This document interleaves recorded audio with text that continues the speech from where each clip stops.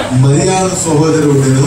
ఈమె యేసు పాదాల యొద్ద కూర్చుండి మరియా యేసు పాదాల యొద్ద కూర్చుండి ఆయన బోధ వినుచుండెను. మార్త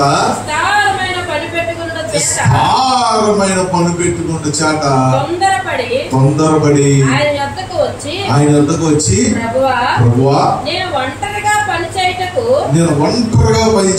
నా సహోదరి నన్ను విడిచిపెట్టినందున నీకు చింత లేదా? నీకు చింత లేదా? నాకు సహాయము చేయమని ఆమెతో చెప్పమనెను. అందుకు ప్రభు మార్తా అనేకమైన పనుల గురించి విచారము కలిగి వినబడుతుందా? స్పృహలోకి వచ్చావు నువ్వు అనేకమైన పనులను గూర్చి విచారము కలిగి తొందరపడుచున్నావు గాని అవసరమైనది ఒక్కటే. జీవితానికి పనికొచ్చేది ఒక్కటే. ఉత్తమమైన దానిని ఏర్పరుచుకున్నది. అబ్బా, నువ్వు తీసేసే పనులు పెట్టుకున్నావా? ఎవడో తీయలేని పోస్ట్ లో ఉన్నావా? హల్లెలూయా. అంటే ఊరిపోయి పోస్ట్ లో ఉన్నావా? వారాంత వేడికి పోస్ట్ లో ఉన్నావా? మార్త విస్తారమైన పనులు పెట్టుకుందంట. ఎంత విస్తారమైన పనులని ఖాళీ లేదు, నిమిషం ఖాళీ లేదు. అనేకులు తృప్తిపరిచే పని, అనేకులు మెచ్చుకునే పని, అనేకులు కొరకు ప్రయాసపడే పని మార్త ఏర్పాటు చేసుకుంది.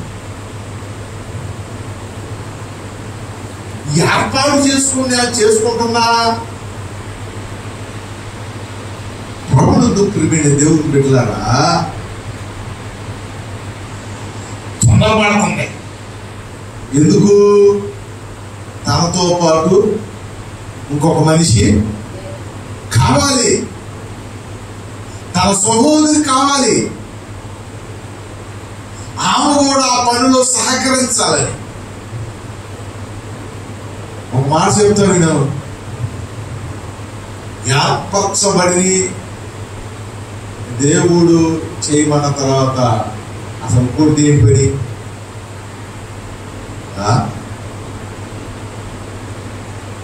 వాక్యం ఎప్పుడు ఉన్నంతలు కట్టము. దేవుడు ఇద్దరిద్దరు కలమన్నాడుగా కదా. సౌలు ఎంతమందికి వెళ్ళాడు? సౌలు పోలుగా మార్చబడిందని ఎంతమంది వెళ్ళాడు?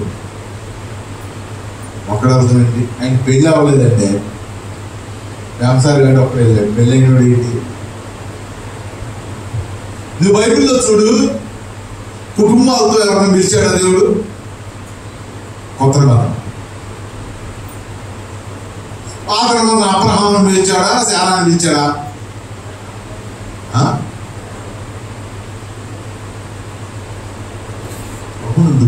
దేవుడికి వెళ్ళారా? గమనించండి, ఎవరికి అప్పగించింది వద్దే చేయించుకో. మార్త పని చేస్తుంది, వద్దే మనకు పెద్ద జబ్బిది. మనం ఏదైనా చేయాలంటే 10 మంది చేయాలి. కుర్చీలాగా వేయాలంటే అందించేవాడు కావాలి. మ్యాట్లు వేయాలంటే దాని అక్కడి నుంచి తెచ్చేవాడు కావాలి. అసలు చాలా రాంగ్. ఎప్పుడైనా గుర్తుపెట్టుకో, నేను చెయ్యాలని ఉండాలి కానీ నాతో పాటు ఆడి చెయ్యాలండి. అబ్రహాము దేవుడు పిలిచాడు, అబ్రహాం వెళ్ళాలి, అబ్రహాం చేయాలి. కాబట్టి అప్పటికి వెళ్ళాడు. లోతుని అప్పటికి వెళ్ళినంతకాలం ఆశీర్వాదం అబ్రహాం తగల. లోతుని పంపించినాకే మొదలైంది.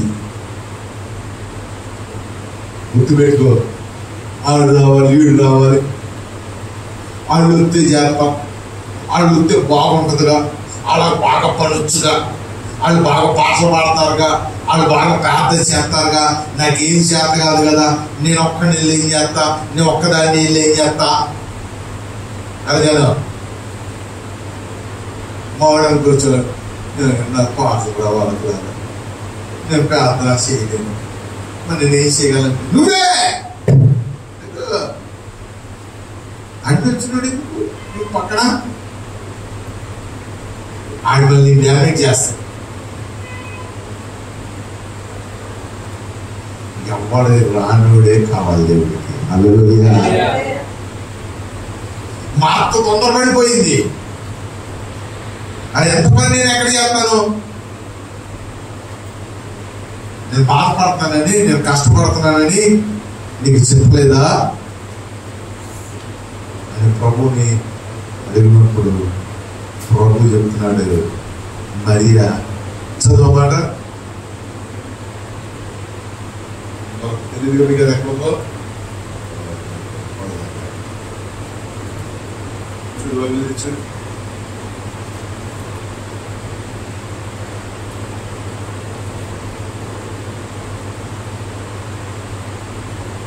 చూడు.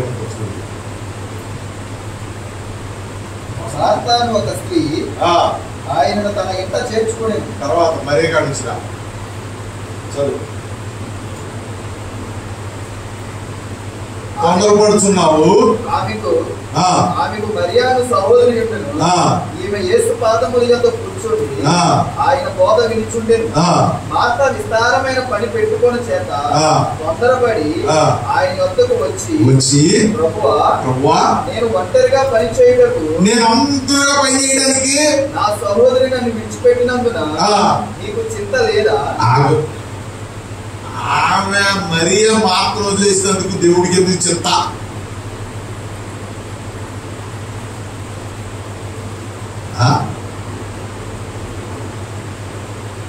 వదిలేరు అంతే లెక్క. ఇంకొంత కాలం మన ఎదగలేదు.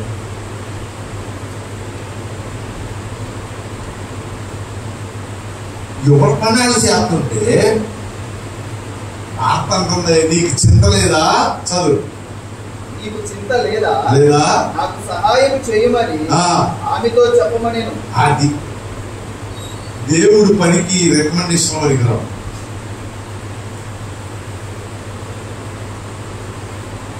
ఆమె పంపిద్దాం, ఏమని పంపిద్దాం, నేను అనుకుంటూ కుదరదు. ఎవరనుకోవాలి తెలుసా? రికమెండేషన్ ఏమంటుంది, మరింత చెప్పమంటుంది, వెళ్ళి పని చేయని.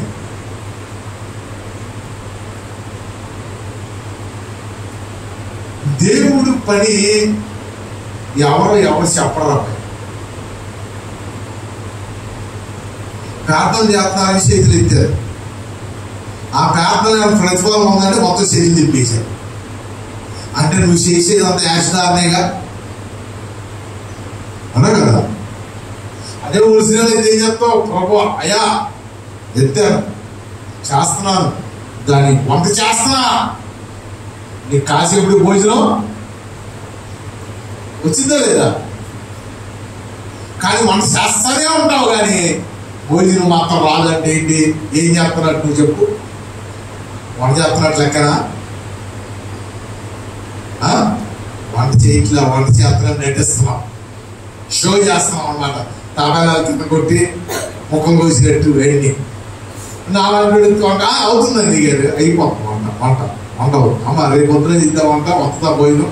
రేపు వస్తుంది. డిసెంబర్ 2వ కంప్లీట్ అనమాట. వంట లేదు, మనిషి లేదు, భోజనాలు అనమాట. ఏం ప్రయోజనం? అయిపోయింది. ప్రభుత్వ ఇప్పుడు మీరు దేవుడు ఇట్లారా మా చెప్తున్నాడు, ఎందుకు తొందరపడుతున్నావు? చదువు.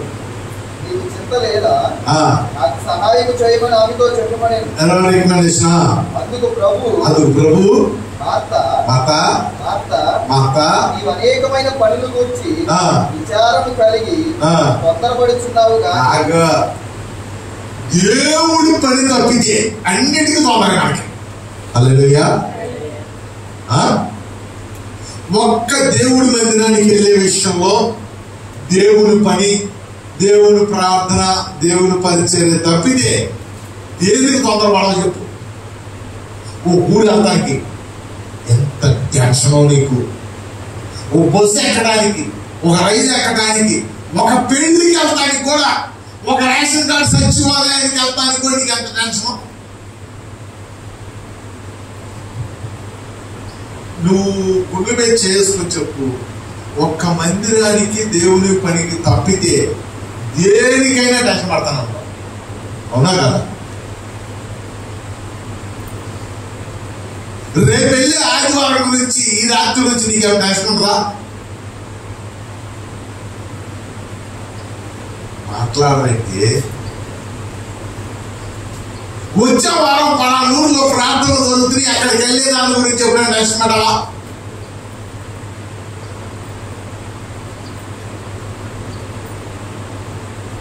ఈ లోకంలో జరిగే ప్రతి దాని కొరకు టెన్షన్ పడతాం, తొందరపడతాం, అడవుడు పడతాం. కానీ దేవుని గురించిన టెన్షన్ ఉండదు, దేవుని పని గురించిన ఆలోచన ఉందా అండి? మారుపుడికి మా అత్త చేసింది నువ్వు చేస్తావు. అనేకమైన పనులు పెట్టుకొని చదువుతున్నాడు ప్రభు. అనేకమైన పనుల గురించి అబ్బా అనేకమైన ఏంటండి కాయలు ఉంటారండి, నిమిషం కాయ లేదు. అనేకమైన పనుల గురించి విచారము కలిగి తొందరపడుచున్నావు. అది ఏమైపోద్దు ఏంటో, నీ లేక ఏం జరిగిద్దు, నీ లేకపోతే ఏమైపోద్దు, అనేకమైన వాటి గురించి విచారపడుతూ తొందరపడుతున్నారు. అంటే బాధపడిపోతున్నారు, బాధపడుతూ తొందరపడుతున్నారు. చూడు, ఉద్యోగానికి ఎల్లుంటలో లేకపోతే లేదులే అని తీరిగ్గా ఆరంభపడుకుంటావా? అదే ఆదివారం ఆరాధన ప్రార్థనకి వెళ్ళాలంటే ఏమన్నా తొందర ఉంటుందా? ఉంటుందా? అయ్యో వర్షం పడుతుంది, రాజు అంతా పొద్దున్న మరి పెరిగిద్దో తరిగిద్దో, రోజు వెళ్ళేదాన్ని ముందే వెళ్ళాలని ఏమన్నా? అయ్యగారు ఎవరైనా పట్టించుకోలేదు, వాటి పడుతుంది, ఎప్పుడు వెళ్ళినా బాగా. హల్లెలూయా.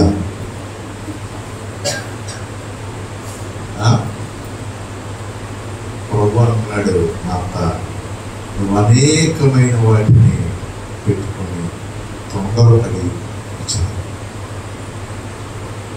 ఉదయకాల సమయంలో నీ తొందరపాటు దేనికి, నీ విచారం దేనికి చెప్పు.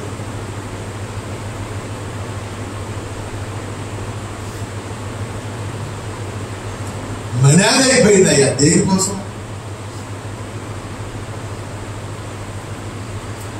తొందరపడిపోతున్నావు, అరాటం.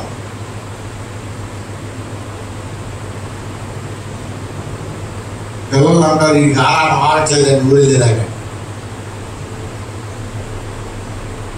నీ ఆరాటం పోరాటం దేనికి? పనికొచ్చే పని మాకు చేసేదే పనికిరాదు కాదు. మొబైల్ నుంచి వచ్చింది, భోజనాలు ఆడించి వస్తాయి, కావాలి కావాలి. కానీ ప్రభు అంటుంది ఏంటి తెలుసా? వాటి కొరకు నువ్వు తొందరపడి విచారపడదు. హల్లెలూయా. అలా తొందరపడి విచారపడితే కొండ మీద 3 రోజులు కూర్చున్నాడు ఏం చేయాలా?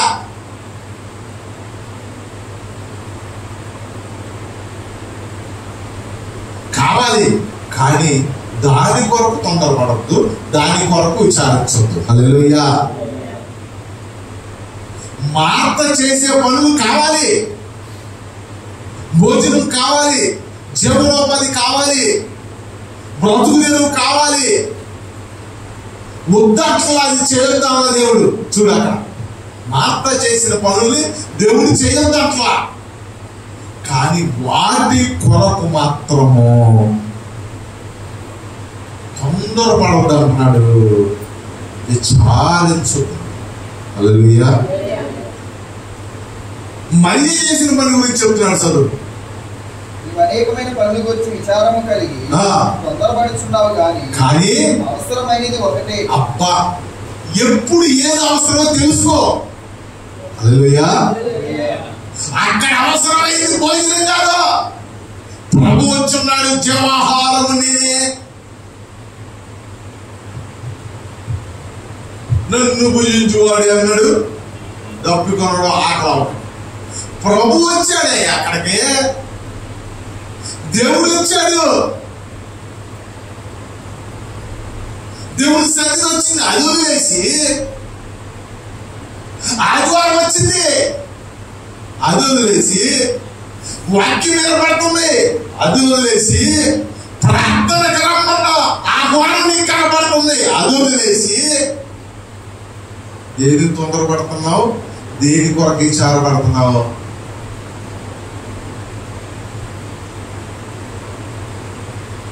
తెలుసుకో. ఇప్పుడుకైనా ఏది ఎప్పుడు చేయాలో తెలుసు. హల్లెలూయా. ప్రభు మాట చెప్తుంది, అసలు ఈ సమయంలో నువ్వు ఏం చెయ్యాలి అది తెలుసుకో. ఈ లోకంలో దేని సమయం దానికి దేవుడు కేటాయించాడు.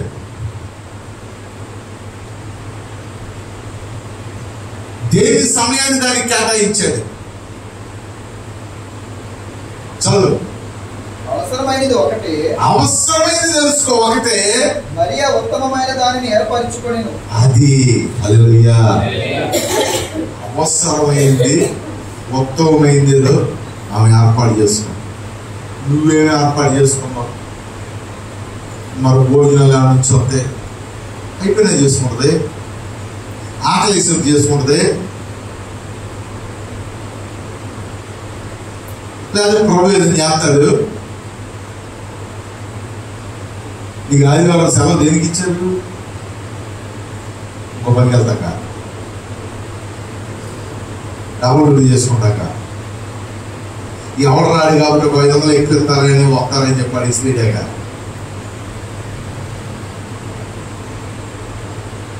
ఏది సమయము ఏది శ్రేష్టమైందో తెలుసుకున్నప్పుడే మన జీవితం ధన్యమైపోతుంది.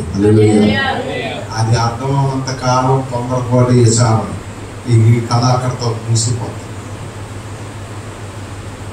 కథ ముగిసిపోయేది కావాలా, కథ మార్చేది కావాలా?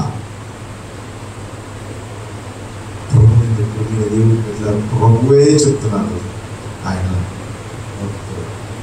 శ్రేష్టమైనది అవసరమైనది ఏదో తెలుసు. ఎప్పుడు ఏది అవసరమో, ఎప్పుడు ఏది శ్రేష్టమైనది తెలుసుకో. మాసం కూర శ్రేష్టమైంది, బలమైంది, కానీ 4 రోజుల క్రితం ఉంది. ఎలా ఉంటుంది? మాసం కూర అయింది, మాసం కూరే, కానీ అది ఆ పూట అనే విషయం అక్కడ శ్రేష్టమైంది. అది 4 రోజులు అయితే మాత్రం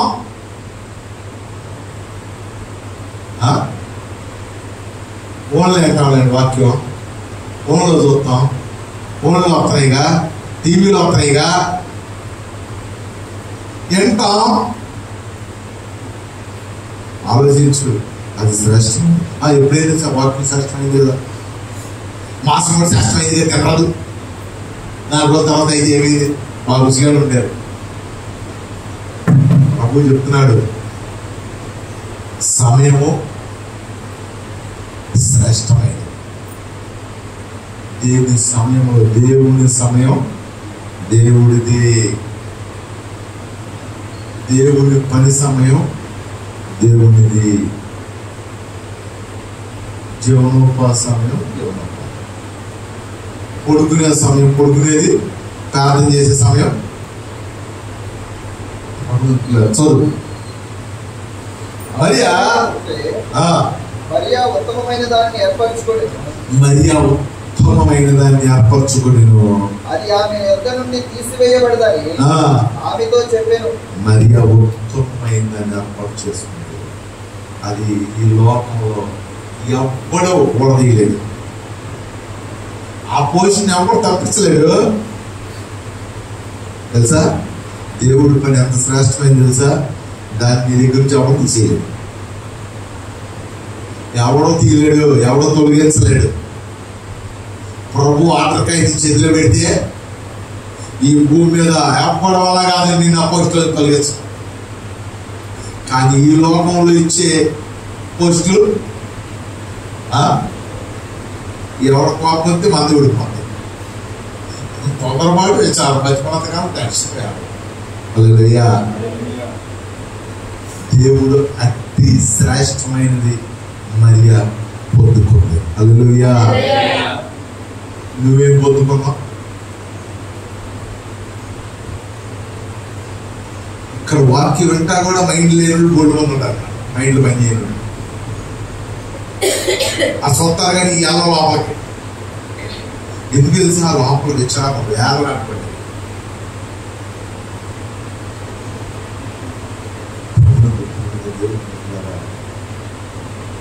ఉదయం దేవుడు చెప్పిన మాట శ్రేష్టమైంది ఏర్పాటు చేసుకుంటావా? బతికినంత కాలం విచారంతో, వేదనతో, కంగారుతో, నెమ్మది లేకుండా పోషణ ఏర్పాటు చేసుకుంటాం. ఒకవేళ తొందరపడి కంగారు పడేది దుడ్డు బాగా కనపడవచ్చు, కానీ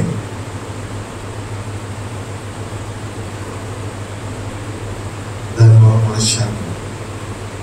కానీ శ్రేష్టమైనది ఏర్పాటు చేసుకుంటే దాన్ని ఎవ్వరు నీ దగ్గర నుంచి చెప్పే కదా. పౌలు యొక్క బలాతిశయము, పౌలు యొక్క ఆశీర్వాదాన్ని నీ దగ్గర ఉన్న డబ్బులు మీరు వాళ్ళు ఎవడో తీసుకెళ్తాడో, కానీ పౌలు దగ్గర ఉన్న ఐశ్వర్యాన్ని మాత్రం ఎవ్వడు తీసుకెళ్ళాడు. హల్లెలూయా. ఈ మట్టి శరీరంలో పెట్టేసామయ్యా నువ్వు ఐశ్వర్యం అన్నాడు. హల్లెలూయా. అయ్యా నా బీరువాలో పెట్టేసామయ్యా డబ్బు, నీకు నువ్వు బయటికి రావు, ఇల్లు వదలవో, ఊరు వెళ్ళవో, కదలవో, నేను వెళ్తాను ఇంటి దగ్గర బీరువాలో ఎత్తుకెళ్ళిపోతాడు భయ్యం. అదే పౌల్లో ఉన్న ఐశ్వర్యం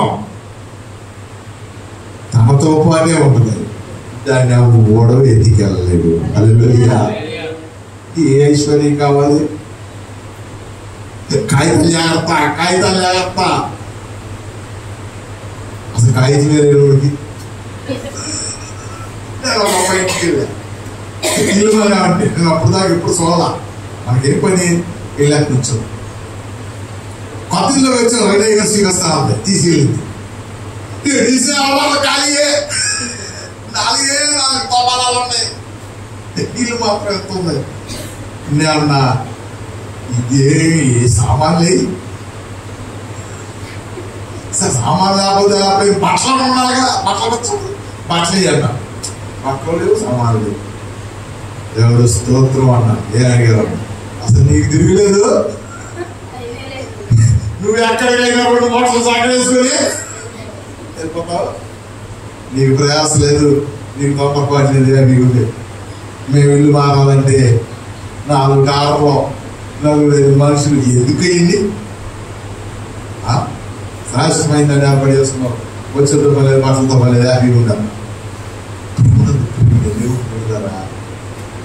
తాళం అయిపోయాడు, నాకు బాగలేదని చెప్పా. నీ ఇంటికి తాళం కూడా అవసరం లేదు, ఏమో ఒకటి ఏం చేయలేడు. అదే మన ఇంటికి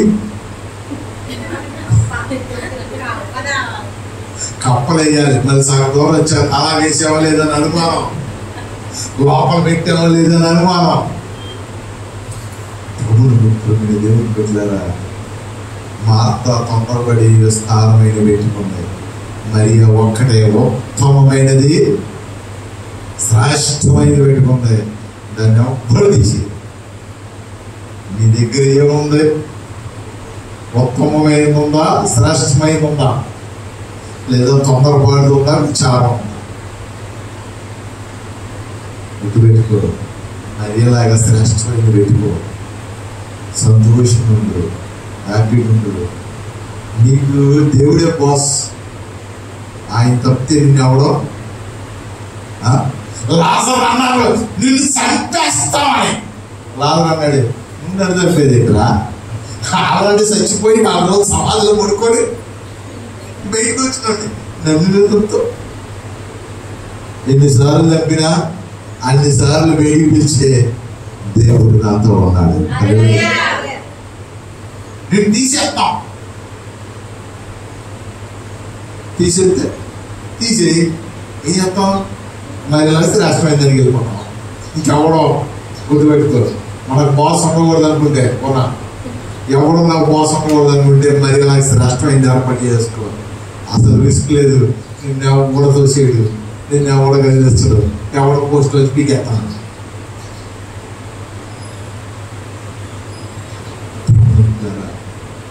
మర్యావలే అనుకూలమైనది శ్రేష్టమైన సందర్భానుసారంగా ప్రవర్తించాలి. అక్కడ అయిపోయింది సమయం, ఎక్కడ సమయం మొదలైందో, డ్యూటీ టైం అయిపోయింది, ప్రార్థన టైం మిగిలింది, పరిచర్య సమయం. వారం అంతా కష్టపడ్డాం, ఇది ఆదివారం, దేవుని రోజు, దేవుని సమయం. ఇది ఎప్పుడు తెలుసుకుంటావో ఆనాడు మరిలాగా నీ జీవితం ఏమీ తెలుసా? ధన్యకరముగా దేవుడు మార్చున కాక. ప్రార్థన చేసుకుంటాం. పరిశుద్ధుడా, ప్రేమగల తండ్రి, దయగలిగిన మన రక్షక, నిఘలమైన నామమునకు కొద్ది స్తుతులు స్తోత్రాలు. తొందరపడి విచారకరమైనవి మేము సంపాదించుకొని శ్రేష్టమైనవి అనుభవమైన వాటిని విడిచిపోయి దయతో క్షమించమని బలపరచమని, ఇప్పుడు వచ్చిన బిడ్డలు దీవించమని ఆశీర్వదించమని, చేతులకు విశ్వాసం ఇచ్చి